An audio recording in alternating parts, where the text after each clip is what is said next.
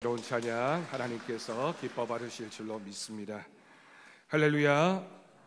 대림절 첫째 주일을 맞아서 주님 앞에 나아온 우리 더사랑교회 모든 성도들과 그 가정 가운데 하나님이 주시는 복과 은혜가 넘쳐나기를 주님의 이름으로 축복합니다.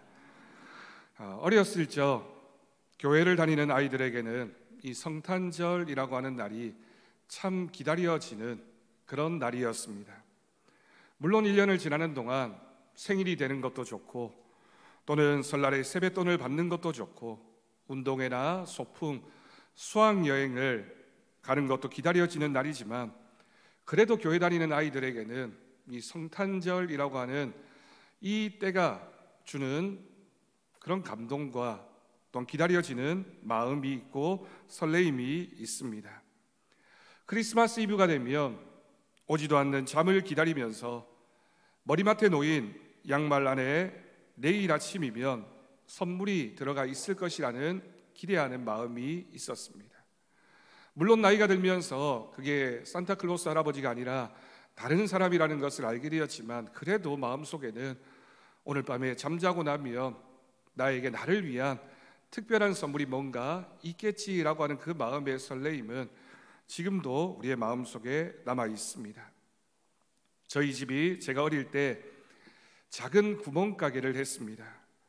가게 앞에 놓여져 있는 그 진열대에는 이맘때가 되면 요즘은 보기 어렵지만 선물 세트, 선물 상자가 놓여져 있었습니다.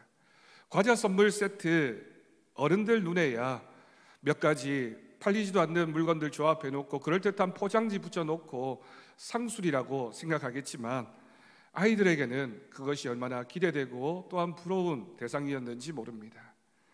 그 선물 상자, 과자 선물 상자 받은 아이와 받지 못한 아이의 마음이 다를 수밖에 없었습니다. 그리고 나이가 들어서 청년이 되면 성탄절 전야 선물 교환을 하게 됩니다. 청년들 각자가 각자의 주머니를 털어서 마련한 선물이니 뭐 그럴듯한 선물이 있겠습니까? 많은 그래도 서로에게 나눠주는 그 선물 하나에 나는 오늘 저녁 어떤 선물을 받게 될까? 누가 나에게 준비한 선물일까? 기대하는 마음으로 또한 조마조마 선물 교환 시간을 기다렸던 추억이 있습니다. 종종 그런 생각을 합니다. 성탄절이 만약 12월 25일이 아니라 한여름이었으면 어땠을까? 아니면 봄이나 가을이었다면 우리가 지금 느끼고 있는 이 성탄 분위기를 느낄 수 있을까라는 생각을 해보곤 합니다. 성탄절이 12월 25일입니다. 한 해를 마무리하고 새해로 넘어가기 직전에 성탄절을 맞이하는 우리에게는 매년 기분 좋은 설레임이 있습니다. 그리고 성탄절쯤이 되면 반짝이는 성탄 트리를 보면서 왠지 몽글몽글해지는 그런 마음을 가지기도 합니다. 눈이 오면 불편은 하겠지만 그래도 왠지 화이트 크리스마스가 되었으면 뭐 특별할 것도 없지만 그래도 그런 날이 되면 올해는 뭔가 행운이 있는 것 같고 좋은 일이 생길 것 같은 그런 마음으로 성탄절을 기다리게 됩니다. 그리고 요즘은 성탄절이 되어도 보기 어렵지만 크리스마스 실이 붙은 성탄 엽서 한 장 작은 선물로 받았을 때의 그 기분은 아무리 각박한 시대 오늘날이라 하더라도 지금도 그런 모습이 있었으면 좋겠다. 그런 사랑의 오고감이 있으면 얼마나 좋을까, 행복할까 그런 생각을 하게 됩니다. 오늘부터 전 세계 교회가 지키게 되는 성탄절, 기다리는 대림절입니다. 대림절은 지난주에도 제가 설명해 드렸던 것처럼 교회력의 첫 절기가 됩니다.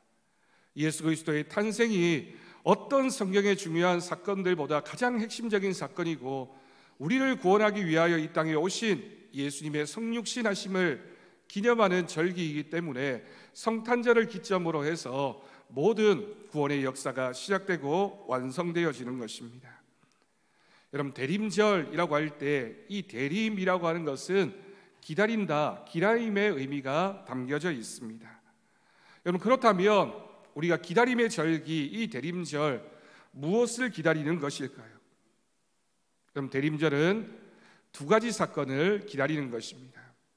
지금으로부터 2000여 년 전 이 땅에 로마의 식민 지배를 당하면서 억울하게 살아가고 있던 이스라엘 백성들이 우리에게도 왕이 오셨으면, 우리의 이런 상황을 구원해 줄 메시아가 오셨으면 이라고 기다리고 있던 그 순간에 구약의 예언자들을 통하여 예언되어졌던 예수님이 이 땅에 오신 사건, 초림의 사건이라고 합니다. 그 예수님의 탄생을 기다리는 절기가 대림절의 첫 번째 의미입니다. 두 번째는 그 이후에 예수님이 십자가를 지시고 하늘로 승천하신 이후에 약속하셨습니다. 제 아들에게 너희와 함께 하겠다, 성령님을 너희에게 보내서 너희를 지켜주겠다, 그러면서 너희들이 본 모습 그대로 내가 마지막 때 종말의 때에 다시 오겠다라고 약속하셨습니다. 그 재림하신 주님을 기다리는 절기가 바로 또한 대림절이기도 합니다. 그래서 이 대림절 절기 속에는 이미와 아직의 절기라고 하는 별명이 붙여져 있습니다. 이미 오신 예수님, 아직 오시지 않은 예수님을 기다리는 절기가 바로 대림절이라고 하는 절기의 의미입니다. 그렇기 때문에 이 대림절 기다림의 시간에 우리에게 필요한 것은 그저 막연히 기다리는 것이 아니라 우리가 어떤 자세로 이 기다림의 시간을 보내야 하는지, 우리가 어떻게 기다리는 것이 정말 하나님 말씀으로 기다리는 삶인지를 기억하고 또한 결단하는 신앙의 삶이 되었으면 좋겠습니다. 오늘 본문의 주인공이라고 할 수 있는 동방 박사들의 이야기를 통해서 기다림의 참된 의미를 함께 찾아가 보고자 합니다. 베들레헴이라고 하는 유대 땅 작은 마을에 동방 박사들이 찾아왔습니다. 여러분, 성경에는 동방 박사라고 기록하고 있지만 이 동방이라고 하는 곳이 그 당시에는 페르시아, 지금으로는 이란과 이라크 지역에 해당하는 지역입니다. 그곳에 오래된 문명 속에서 별을 연구하던 점성술사들이 있었고, 그 점성술을 연구하던 사람들을 성경에서는 동방박사라고 불렀습니다. 세상에 어떤 일이 일어날 것인가, 기이한 별이 나타나거나 사라지는 것을 보면서 그 세상의 역사를 가늠하던 학자들이 바로 동방박사들입니다. 이 동방박사들이 그 먼 거리를 걸어서 왜 유대 땅 베들레헴으로 찾아왔을까요? 동방에서 온 박사들이 이곳을 찾아온 이유를 성경에는 이렇게 기록하고 있습니다. 본문 2절입니다. 유대인의 왕으로 나신 이가 어디 계시냐? 우리가 동방에서 그의 별을 보고 그에게 경배하러 왔노라 하니라고 하는 말씀입니다. 여러분, 여기에 보면 그들이 별을 보고 경배하러 왔다라고 말합니다. 별을 연구하던 학자들에게 특별하게 보이는 별, 갑자기 나타난 그 별은 인류의 역사에서 뭔가 중요한 의미가 있는 별이고, 이것이 혹시 구약 성경에서 예언되어진 유대인의 왕이 이 땅에 오심을 알리는 그 별이 아닐까. 그 별은 유대인의 왕이 태어나신다는 것을 의미했기 때문에 그에게 경배하기 위해서 이곳을 찾아왔다라고 소개합니다. 그래서 그 왕을 만나기 위해 베들레헴으로 찾아온 것입니다. 이 동방박사들의 마음속에는 그 왕을 만나고 싶은, 그 왕을 기다리고 있던 기다림의 마음이 있었습니다. 그런데 그들이 예수님을 맞이하며 무엇인가를 가지고 왔습니다. 우리는 동방박사들이 가져온 것을 하나하나 살펴보면서 우리가 대림절 기간 참된 기다림의 의미가 무엇인지, 기다림의 모습의 방향을 알아볼 수 있습니다. 여러분, 동방박사들이 무엇을 가져왔는지를 오늘 성경에 이렇게 기록합니다. 본문 11절 말씀입니다. 집에 들어가 아기와 그의 어머니 마리아가 함께 있는 것을 보고 엎드려 아기께 경배하고 보배압을 열어 황금과 유향과 모략을 예물로 드렸다라고 기록하고 있습니다. 그 먼 곳 페르시아 땅 동방에서 온 박사들은 태어나신 아기 예수님을 보았습니다. 그렇게 아기의 몸을 입고 이 땅에 오신 유대인의 왕을 만나기 위해서 그저 온 것이 아니라 그들이 선물을 준비해 왔습니다. 그것이 바로 황금과 유향과 모략이었습니다. 이 세 가지 물건은 그 당시에 많은 사람들에게 가장 가치가 있는 것, 가장 귀한 것으로 여겨지는 물건이었습니다. 당시에는 오늘날처럼 화폐가 아주 발달한 때가 아니었기 때문에 이런 가치가 있는 물건들이 돈의 역할을 하기도 했습니다. 실물의 황금, 유향, 모략이라고 하는 이것이 그 당시에 많은 사람들에게 재산을 축적하는 수단이었고, 또한 이것이 그 어느 물건보다 더 귀한 것이었기 때문에 누구나 할 것 없이 귀하고 아끼는 것이었습니다. 그러니 선물이 된 것이죠. 하지만 이것은 단순한 선물이 아니었습니다. 이 동방에서 먼 길을 걸어온 이 박사들이 준비해왔던 선물에는 하나하나가 다 의미가 있는 물건이었던 것입니다. 먼저 황금은 무엇일까요? 여러분, 지금도 황금, 금이라고 하는 것이 얼마나 가치가 있는 물건인지 모릅니다. 요즘 금 시세가 얼마나 올랐는지, 예전에는 아이들 돌잔치가 되면 금 한 돈 선물하는 거 그냥 일반적으로 할 수 있는 일이었지만 요즘은 굉장히 어려울 정도로 금의 시세가 높아졌습니다. 요즘만 그런 것이 아니라 예수님 당시에도 황금은 너무나 귀한 물건이었습니다. 특별히 황금은 왕의 권한, 왕권을 상징하는 물건이었습니다. 그러므로 동방의 박사들이 예수님께 이 황금을 드렸다라고 하는 것은 예수님의 왕권을 상징하는 물건을 드린 것입니다. 동방의 박사들은 가장 먼저 예수님을 왕으로 생각했습니다. 여러분, 왕이 어떤 사람입니까? 어떤 존재입니까? 백성들을 책임지고 다스리는 존재입니다. 여러분, 그 말 그대로 예수님께서는 이 땅에 왕으로 오셨습니다.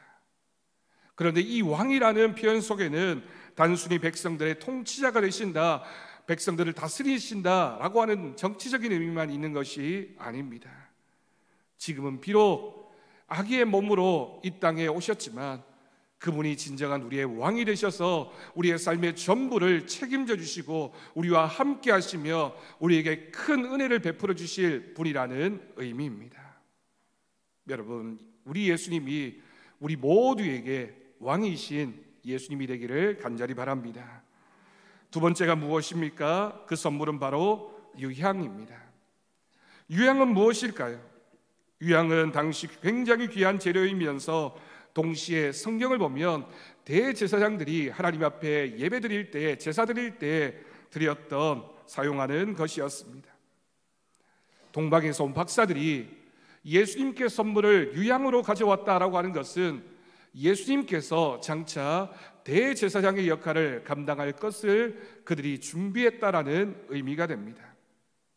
그럼 대제사장이 어떤 사람입니까? 이스라엘 온 백성들의 죄를 가지고 하나님 앞에 나아가서 그 죄를 대신하여 고하고 그 예물을 드림으로써 하나님의 용서를 받아주는, 하나님께 용서를 구하고 그 용서를 받게 되는 역할을 감당하는 사람이 바로 대제사장입니다. 예수님께서 바로 대제사장이 되어주신 것입니다.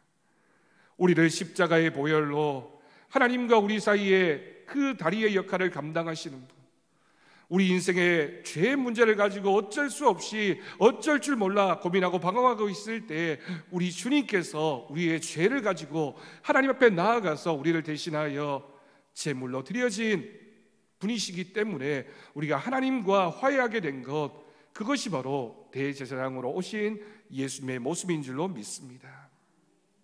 그 예수님이 우리 모두의 대제사장이 되기를 간절히 바랍니다. 세 번째는 모략입니다. 모략은 주로 향유나 향기름 재료인 관유로 사용되어졌습니다. 또한 이 모략에 중요한 기능이 있게 되는데 그것이 바로 방부제 역할을 하게 되는 겁니다. 시체를 염하거나 시체 부패를 방지하기 위하여 모략을 사용했습니다. 그래서 모략은 고통과 죽음을 상징하는 물건이 됩니다. 우리는 모략을 통해서 예수님께서 받으실 고난과 고통과 그리고 부활하신 주님을 기억하며 소망하게 됩니다. 그러니 이 모략 속에는 이 동방 박사들이 예수님께 드려진 드렸던 이 몰약 속에는 예수님의 십자가의 죽음을 미리 준비하고 그것을 우리 주님께서 감당하실 것이라는 의미가 담겨져 있는 선물이었다는 뜻이 됩니다. 우리 주님은 오늘도 우리를 위하여 죽으시고 우리의 모든 죄를 용서하시는 주님이신 줄로 믿습니다. 여러분, 우리는 동방박사가 가져온 이 세 가지 선물을 통해서 우리가 어떤 기다림의 자세로 하나님 앞에 서야 하는지를 들여다볼 수 있습니다. 우리는 대림절 기간 예수님을 기다린다라고 말합니다. 하지만 이 기다림은 추상적이며 막연한 기다림이 아닙니다. 그냥 단순히 예수님이 탄생하심을 기다리는 절기 그 정도의 의미가 아니라 우리가 예수님을 기다리는데 어떤 예수님을 기다려야 하는지 정확한 방향성을 설정해야 합니다. 우리도 동방에서 온 박사들이 준비했던 그 예물 속에 담겨져 있는 의미처럼 가장 먼저 왕이 되신 예수님을 기다려야 할 것입니다. 이 땅에 오셔서 하나님의 나라를 완성하고 우리를 구원하시며 우리를 통치하실 우리의 왕이 되실 그 주님을 기다리는 우리의 절기가 될 수 있기를 바랍니다. 또한 우리는 대제사장 되신 예수님을 기다려야 합니다. 죄인된 우리는 하나님 앞에 나아갈 수 없는 사람들입니다. 우리가 어떤 능력이 있다 하더라도, 어떤 모습이 된다 할지라도, 우리가 아무리 착한 일을 하고 선한 사람이 된다 할지라도 죄인이기 때문에 하나님 앞에 나아갈 수 없는 사람들입니다. 하지만 주님께서 우리의 대제사장이 되셔서 하나님 앞으로 우리를 인도하여 주실 것을 믿습니다. 또한 우리는 우리를 위해 죽으신 주님의 고난을 늘 기억해야 합니다. 주님은 2000년 전 이 땅에 오셔서 나를 위해 고난당하셨고 나를 위해 채찍에 맞으셨습니다. 나를 위해 십자가에서 보혈을 흘려주신 것입니다.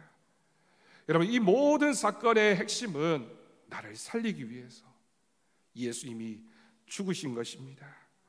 그래서 우리는 이 주님의 고난을 기억하며 감사함으로 주님을 기다릴 수 있어야 합니다. 이 기다림이 바로 동방박사의 선물 속에 담겨져 있는 세 가지 예물의 의미입니다. 예수님의 탄생의 의미를 우리에게 알려줍니다. 한마디로 표현한다면 이 동방에서 온 박사들이 되었던 황금과 유향과 몰약은 세 가지 모두가 다 우리 주님께서, 우리 예수님께서 우리에게 선물로 오셨다라고 하는 뜻이 됩니다. 그 선물을 받을 수 없는 우리들이었지만 하나님께서는 세상에 어느 누구도 줄 수 없는 가장 귀한 선물을 우리에게 주셨습니다. 그 선물이 바로 성탄절의 의미이며 그 선물이 바로 예수 그리스도이십니다.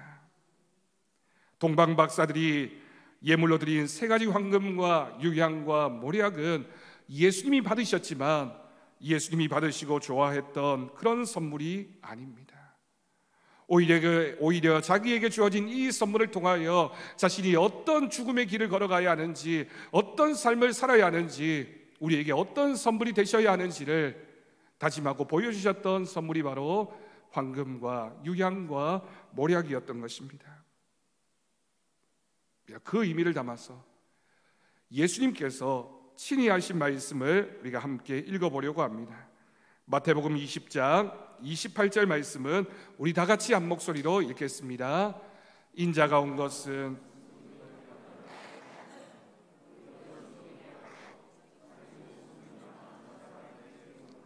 주려 함이니라. 아멘.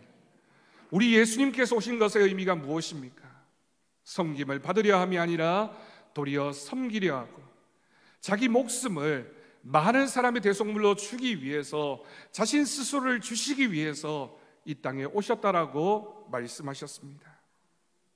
이스라엘 백성들이 로마의 식민지 상황에서 그들이 오랫동안 기다렸던 예수님은 왕으로 오셔서 정치적인 해방을 주시고 다스리고 통치하시는 분이 아니라 섬김을 받으시는 분이 아니라 섬기려 하고 오히려 자신을 비워 종의 형체가 되셨고 또한 우리를 위하여 자기의 생명을 아낌없이 주신 그분의 모습으로 우리에게 오신 것입니다. 다시 한번 말씀드립니다. 예수님은 우리에게 오신 하나님의 선물입니다. 여러분, 우리는 대림절 기간 또한 성탄절을 맞이하면서 그 선물 하나하나를 우리 모두가 한 사람에게 주신 선물로 받게 됩니다. 오늘부터 시작되어지는 이 대림절 기간, 예수님이 우리의 선물이 되어 주셨고 우리는 그 선물을 받은 사람들임을 여러분 꼭 기억하고 믿음으로 감사하는 우리 모두가 될 수 있기를 간절히 바랍니다. 그런데 여러분, 여기서 끝이 아닙니다. 그렇게 우리를 위하여 생명의 선물, 성탄의 선물로 오신 그 예수님이 우리에게도 말씀하십니다. 그 말씀은 너희도 그 선물이 되라고 말씀하셨습니다. 요한복음 13장 34절 말씀, 우리 다 같이 또 한 목소리로 읽겠습니다. 새 계명을 너희에게 주노니 서로 사랑하라. 내가 너희를 사랑한 것 같이 너희도 서로 사랑하라. 아멘. 내가 너희를 위하여 가장 큰 사랑, 생명을 주는 사랑이 되었고 너희를 위하여 내 목숨을 주기까지 사랑한 것처럼 너희도 서로 사랑하는 사람이 되라. 내가 너희의 선물이 되어 주었던 것처럼 너희도 서로에게 사랑의 선물이 되어야 된다라고 하나님께서 말씀하신 것입니다. 여러분, 그렇다면 우리는 주님의 선물이 되기 위해서 어떤 선물이 되어야 할까요? 우리가 여러분 좋은 날, 행복한 날, 그리고 뭔가 특별한 날에는 서로가 선물을 주고받게 됩니다. 좋은 선물에는 몇 가지 조건이 있습니다. 선물은 상대방에게 필요한 것, 상대방이 원하는 것을 주는 것입니다. 그저 내가 좋은 것, 내 입장에서의 선물이 아니라 상대방을 생각하기 때문에, 상대방을 사랑하기 때문에 상대방을 섬기는 마음이 중요합니다. 여러분, 우리 교회에서 올 한 해도 이웃들을 위해서 플리마켓을 열고 붕어빵 전도를 하며 또 우리 주방에서는 반찬과 국을 만들어서 어려운 이웃, 또 함께 나누어야 할 많은 이웃들을 통해서 사랑을 실천했습니다. 그 선물을 전달했을 때 그것을 받는 분들이 얼마나 기뻐하는지 모릅니다. 여러분, 붕어빵 하나를 나누어도 그것 하나 공짜로 받으면서 요즘 붕어빵 보기 어려운데 이거 먹으니 참 좋다고 금요일 날만 되면 우리 교회를 찾아오시는 분들이 많이 있습니다. 여러분, 작은 것이지만 거기에 그 사람들을 향한 우리의 사랑이 마음에 담겨져 있고 그 사람들에게 예수님의 사랑을 전하고 싶은 마음이 있어서 정말 그분들이 필요로 하는 것을 주고자 하는 그 마음이 사랑으로 표현되어지는 것입니다. 우리 더사랑교회가, 우리 교회가 가진 그 이름에 걸맞는 그런 아름다운 교회, 사랑이 넘치는 교회가 되어서 우리 이웃들에게 그 사랑을 나누는 교회가 더욱 되어져 갈 수 있기를 간절히 바랍니다. 여러분, 선물은 자신에게도 소중한 것을 주는 것입니다. 우리가 선물을 할 때 남는 것, 버리는 것을 주는 것이 아니라 나에게도 소중한 것이지만, 나에게도 꼭 필요한 것이지만 상대방에게 더 필요할 줄 믿고 그런 사랑의 마음을 담아서 주게 됩니다. 내게도 귀하고 소중한 것을 이웃에게 줄 때 진짜 좋은 선물이 됩니다. 여러분, 그 선물을 통하여 하나님의 은혜가 우리를 통하여 전해지게 되고 그 선물을 받은 사람이 내가 좋은 선물을 받았구나, 내가 귀한 선물을 받았구나 고백하며 감사하게 되는 것입니다. 그래서 여러분, 선물은 어떤 선물이라도 주는 사람, 받는 사람 모두에게 기쁨을 주게 됩니다. 여러분, 왜 주는 사람도 기쁘고 받는 사람도 기쁠까요? 그 선물에는 사랑이 담겨져 있기 때문입니다. 사랑이 담겨져 있으면 감동을 주게 됩니다.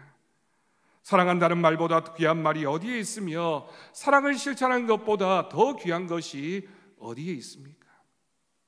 우리가 하나하나 우리의 작은 행동과 시간과 물질을 통해서 또한 우리의 사랑의 말을 통해서 우리의 이웃에게 주는 것, 그것이 바로 하나님께서 우리에게 주신 사명이며 우리가 감당해야 될 책임입니다.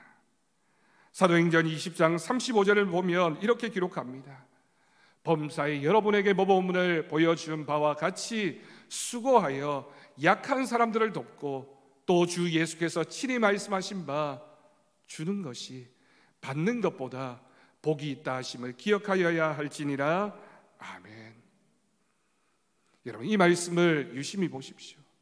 주는 것이 받는 것보다 더 복이 있다라고 말씀했습니다. 여러분, 왜 주는 것이 받는 것보다 복이 있습니까? 단순하게 생각하면 줄 수 있다는 것은 그것을 우리가 소유하고 있다라는 뜻이 됩니다. 우리가 많이 가지고 있어서 가지고 있는 것이 있기 때문에 그것을 줄 수 있으니 얼마나 복을 받은 사람들입니까? 주는 것이 그래서 받는 것보다 복이 있는 것입니다. 또한 더 중요한 의미가 있습니다. 주는 것, 주는 그 마음 속에 그 사랑의 마음을 하나님께서 아시기 때문입니다. 내가 우리의 이웃을 향하여 사랑을 줄 때 하나님이 그것을 보고 계십니다. 하나님이 그 마음을 알아주십니다. 주는 그 모습을 하나님께서 받으시기 때문입니다. 우리 더사랑교회 모든 성도들은 주는 사람이 될 수 있기를 바랍니다. 요즘 이 시대 받는 것에 너무나 익숙한 시대를 살아가고 있습니다. 여러분, 우리의 자녀들도 부모님으로부터 주변의 많은 사람들로부터 받는 것은 잘하지만 주는 것 얼마나 인색하고 얼마나 아까워합니까? 네, 여러분, 우리는 예수 믿는 사람들입니다. 우리는 그리스도인들입니다. 우리 자녀들이 어렸을 때부터 주는 것을 더 기뻐할 수 있도록, 주는 것에 가치를 부여하고 주는 것이 예수 믿는 사람들의 모습임을 알아갈 수 있도록 줄 수 있는 그 마음을 가르치는 우리 더사랑교회 성도들의 가정이 될 수 있기를 간절히 바랍니다. 받아서 행복한 사람이 아니라 줄 수 있어서 행복한 사람은 주어본 사람만 경험하는 기쁨입니다. 주는 사람도 너무나 기쁘고 받는 사람도 너무나 기쁜 것이 바로 선물이기 때문입니다. 여러분, 우리 교회에서 연말이 되면 이 지역의 독거노인, 소년소녀 가장 어려운 형편에 있는 분들, 그리고 우리 교회에서도 어려운 분들을 위해서 2번에 걸쳐서 희망 나눔 상자 사업을 했습니다. 벌써 2번의 나눔이 있었고 올해가 3번째가 됩니다. 여러분들의 2장의 사진을 보여드리도록 하겠습니다. 이렇게 희망 나눔 상자를 전달하기 위해서 주민센터에 연락하고 공무원들을 만나게 되면 얼마나 감사하다고 기뻐하는지 모릅니다. 그러면서 그분들이 늘 하는 얘기가 있습니다. 요즘 교회들마다 좋은 일 많이 하겠지만 대부분 교회 안에서 그런 일들을 많이 하는데 더사랑교회가 참 귀한 일을 한다고, 더사랑교회가 그래도 이 지역에 있어서 우리 지역의 어려운 이웃들을 돌아본 그 마음이 너무나 감사하다고 그렇게 저에게 인사를 합니다. 여러분, 그 말을 들을 때마다 얼마나 마음이 뿌듯하고 기쁜지 모릅니다. 우리 더사랑교회가 이 지역에서 우리 지역의 주민들에게 하나님의 사랑의 선물이 되고 있구나, 우리가 마음을 담아서 준비한 이 물건을 통해서 예수님의 사랑이 전해질 수 있다는 것, 성탄을 보내는 우리들의 모습이니 얼마나 기쁜 마음인지 모릅니다. 성도 여러분, 우리가 함께하는 희망 나눔 상자는 그래서 성탄의 선물입니다. 하나님이 아기 예수의 몸으로 이 땅에 오셔서 우리를 위하여 귀한 선물이 되어 주셨던 것처럼 우리 교회도 선물이 되어서 우리의 이웃들에게 예수님의 사랑을 전해주는 것, 그것이 바로 성탄의 선물입니다. 우리 교회가 이웃들을 향해서 사랑의 선물이 되었으면 좋겠습니다. 우리 교회가 이 지역에 그리고 이 세상을 향해서 하나님이 보내신 가장 귀하고 값진 선물이 될 수 있기를 간절히 바랍니다. 대림절을 시작합니다. 여러분, 이번 대림절에는 우리 모두가 서로에게 사랑의 선물이 됩시다.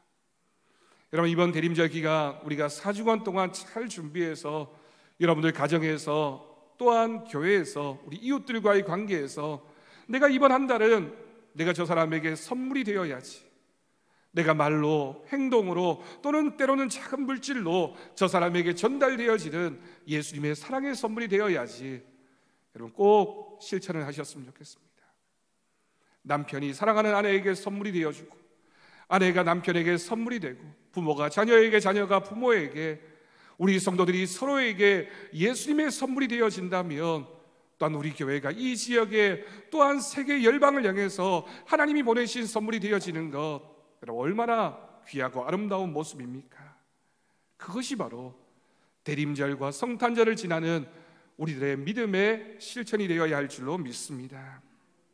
이미 오셨고 다시 오실 예수님을 기다리는 이 자리에서 우리도 동방박사가 황금과 유향과 모략을 준비하여 예수님을 만났던 것처럼 우리도 잘 준비되어진 사랑의 선물을 가지고 이번 성탄절 주님의 그 성탄 앞으로 나아가는 저와 여러분의 대림절과 성탄절이 되어지기를 주님의 이름으로 간절히 축원합니다. 기도하겠습니다. 하나님 아버지, 감사합니다. 매년 우리가 대림절 성탄절을 맞이하지만 우리가 누군가에게 따뜻한 성탄의 선물이었는지를 다시 한번 돌아보게 됩니다. 풍성한 선물이 있는 성탄절을 준비하게 하시고 대림절 4주간 예수님의 사랑을 위해 마음속에 품고 우리도 누군가의 선물이 되어서 전달되어지는 은혜를 누리는 귀한 대림절이 되게 하여 주옵소서. 하나님께서 우리의 가정과 우리 교회와 또한 우리가 살아가는 이 모든 세상 가운데 귀한 선물로 오셨고 우리도 그 선물을 전달하는 귀한 믿음의 역할을 감당케 하여 주옵소서. 우리 주 예수님의 이름으로 기도드립니다. 아멘. 우리 감사 찬송